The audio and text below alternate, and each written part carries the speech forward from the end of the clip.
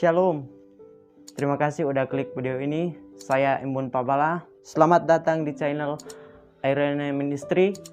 Dan saat ini kita ada di dalam satu pembahasan penting mengenai kristologi Paulus di dalam 2 Filipi pasal 2 ayatnya yang ke-6 sampai ayatnya yang ke-7. Kita akan menyoroti secara lebih mendalam bagian perendahan diri sang Logos ketika dia datang ke dalam dunia. Dan sebelumnya kita membaca teks yang akan kita bahas secara bersama-sama. Filipi pasal 2 ayat 6 sampai 7 berkata demikian. Yang walaupun dalam rupa Allah tidak menganggap kesetaraan dengan Allah sebagai milik yang dipertahankan. Ayat yang ke-7, melainkan telah mengosongkan dirinya dan mengambil rupa seorang hamba dan menjadi sama dengan manusia. Hal ini adalah pembahasan penting yang ditekankan oleh Rasul Paulus untuk menjadi modal hidup jemaat di Filipi pada saat itu. Dan hal itu, Paulus menyoroti bagian ini sebagai standar kita untuk mengerti kristologi secara lebih mendalam. Sisi Kristus, ada 2 hal yang kita akan bahas pada kesempatan hari ini. Yang pertama adalah mengosongkan diri, dan yang kedua merendahkan diri. Mengosongkan diri berarti tidak mengurangi sifat kealahannya, satu hakikat teos yang ada di dalam diri sang Kurios. Hal itu ditekankan oleh Rasul Paulus. Banyak orang salah menginterpretasikan hal ini. Firman Tuhan ini mengatakan mengosongkan diri berarti kealahan Kristus, sang Kurios itu, atau yang disebut oleh Rasul Yohanes, Logos yang sejak ada di dalam permulaan, yang mempunyai identitas sehakikat kedudukannya tinggi, sama dengan kedudukan sang Bapa. Hal ini dijelaskan dalam bagian ini. Mengosongkan diri berarti kedudukan kealahan itu tidak dipertahankan oleh Dia yang rela menderita bagi kita, kehidupan kita, melainkan merendahkan diri. Hal ini berkesinambungan. Mengosongkan diri, merendahkan diri adalah tindakan daripada pengosongan hakikat Allahnya, yang dalam bahasa Yunani dijelaskan menekankan doulos. Doulos memiliki posisi yang sangat rendah. Saya akan menyoroti dari posisi studi kata di dalam bahasa Yunani. Kata doulos diposisikan berdasarkan objek yang akan digambarkan di dalam situasi tersebut. Ketika doulos, ada bahasa yang menjadi kata kunci adalah os, yang menunjukkan identitas pribadi yang tunggal. Sehingga banyak, kalau dia menggunakan doulon, on berarti adalah identitas yang jamak, berarti hamba-hamba. Tetapi teks ini menjelaskan di dalam konteks Filipi pasal 2 ayatnya yang ke-7, di situ mengatakan merujuk kepada pribadi satu orang, yaitu dengan menggunakan konotasi os untuk mengidentifikasikan kedudukan Kristus sebagai seorang hamba. Seorang menunjukkan seorang berarti seseorang, berarti menunjukkan seorang pribadi, tidak merujuk kepada kejamakan atau banyak orang. Kalau menggunakan doulon berarti di situ menunjukkan bahwa keberadaan Kristus adalah hamba-hamba, berarti lebih dari satu. Tetapi yang menjadi hamba adalah sosok pribadi, yaitu yang mengosongkan dirinya, yang tidak mempertahankan kesetaraannya dengan sang Bapa. Kedudukan sang Kurios di dalam kristologi Paulus menekankan bahwa sifat daripada kealahan itu dibuktikan dengan sifat perendahan diri.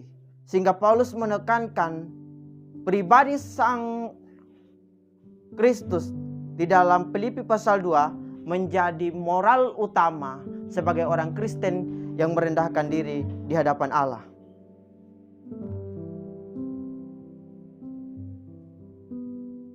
Kata sambung digunakan di situ dalam kalimat Yunani Allah yang diterjemahkan melainkan, atau di dalam ayatnya yang ketujuh memberikan penjelasan lebih lanjut, bentuk kontras dengan ayatnya yang keenam. Kontras kedua ayat ini tidak boleh dilemahkan seperti yang dilakukan oleh penafsir-penafsir. Yesus tidak menganggap kesetaraan dengan Allah sebagai milik yang dipertahankan. Ini adalah suatu kalimat yang fatal. Sebaliknya, Yesus mengosongkan dirinya. Itu adalah tindakan sukarela, tidak dipaksakan. Tindakan Yesus mengosongkan diri terlihat melalui dua partisipan, mengambil, atau dalam bahasa Yunani lambon. Keadaan hamba menjadi suatu hakikat yang sangat rendah, sehingga itu disebut sebagai doulos. Sama dengan manusia, beberapa pertanyaan utama muncul seperti ini. Apa arti kata kerja mengosongkan diri? Apa arti mengambil rupa dalam keadaan hamba? Apa arti menjadi sama dengan Allah? Uraian selanjutnya menjawab pertanyaan-pertanyaan ini. Berikut adalah mengosongkan diri, kata kerja mengosongkan, yaitu keno, dalam perjanjian baru muncul 5 kali. Misalnya, di dalam Roma pasal 4 ayat 14, iman telah dikosongkan berarti pasif. Dalam 1 Korintus 1 ayat 17, salib Kristus tidak dikosongkan. Di dalam Korintus pasal 9 ayat 15, tidak seorang pun mengosongkan kelemahanku. Dalam 2 Korintus pasal 9 ayat 3, kemegahan kami atas kamu tidak dikosongkan. Filipi pasal 2 ayat 7, dalam perjanjian baru terlihat kata kerja mengosongkan hanya muncul dalam surat Rasul Paulus. Penggunaan yang memperlihatkan bahwa kata kerja mengosongkan memuat arti metafora ketimbang harafiah. Kata kerja kepouun dipahami secara metafora. Dalam alur metafora tersebut mengartikan klausa euton eken now sebagai ia mencurahkan dirinya. Sifat kerendahan diri itu memperlihatkan bahwa Yesus tidak dipaksakan untuk mengambil rupa dalam kedudukannya sebagai seorang manusia untuk merendahkan dirinya. Arti mengosongkan diri bukan Yesus memang menanggalkan kealahannya, namun Yesus secara sukarela memberikan diri sepenuhnya kepada manusia. Bagian kedua adalah, tadi kita sudah membahas bagian yang pertama, mengosongkan diri. Yang ditekankan dalam bagian ini adalah merendahkan diri.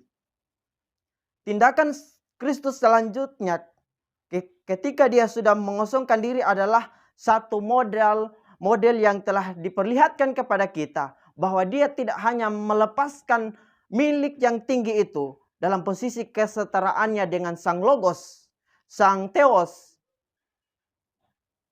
melainkan dengan cara membuktikannya itu merendahkan diri menjadi serupa dengan manusia dengan posisi doulos. Bagaimana Kristus merendahkan diri? Yesus merendahkan diri dengan cara didapati kata eupo, rupa sebagai manusia. Ayatnya yang ketujuh menjadi yepopok, taat sampai mati. Merendahkan diri, perbuatan ketiga Yesus adalah merendahkan diri. Perbuatan ini tidak identik dengan tindakan kedua, yakni mengosongkan diri. Perbuatan Yesus merendahkan diri diusulkan penafsir yang memahami latar belakang hamba itu di dalam perjanjian lama, yaitu epet, adalah sesuatu hal yang lebih sederhana daripada kata-kata lain, istilah-istilah yang digunakan. Yahweh seperti digambarkan dalam Yesaya 53. Sebagai dasar dilihat hubungan Filipi dan Yesaya dalam penggunaan frasa enten, tapet, nousi, sejajar dengan frasa euten dipahami sebagai rujukan terhadap ketaatan hamba hingga mati Namun bila dicermati terungkap bahwa kata ketaatan sama sekali tidak muncul pada teks hamba yang menderita di dalam Yesaya. Maksudnya penubuatan Kristus mengenai dirinya ini yang telah mengosongkan diri oleh seorang nabi yang bernama Yesaya di dalam Perjanjian Lama. Jadi kita sudah mengerti berdasarkan teks-teks yang kita perlihatkan tadinya sebagai argumentasi kita dalam pembahasan dan bahkan melemahkan argumentasi-argumentasi orang yang melemahkan tentang kristologi di dalam pandangan Rasul Paulus di dalam suratnya ini. Mereka berarti mengosongkan diri, berarti Yesus itu melepaskan kealahan, identitas kealahannya lagi, sifatnya itu tidak ada lagi di dalam dunia ini karena dia sudah mengosongkan diri. Ini adalah kalimat yang sangat fatal.